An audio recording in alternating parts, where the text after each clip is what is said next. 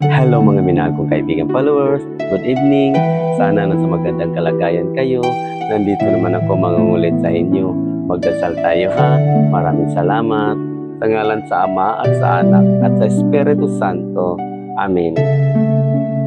Amang banal, maraming salamat sa panibagong gabi na iyong ibinigay at sa pagkakataong ito na mas kutuparan ang aking hanap buhay ng maayos, matagumpay at puno ng pagmamahal.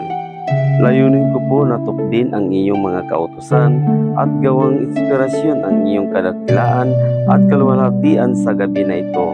Itinataas ko sa kapitong kalangitan ang lahat ng ito at na manalangin na sana'y ay iyong kalugdan ang anumang tagumpay ng aking makakamit. Maraming salamat sa iyong kabutihan at sa iyong kaawaan sa akin at sa aking pamilya ngayon at magpakailanman. Amen.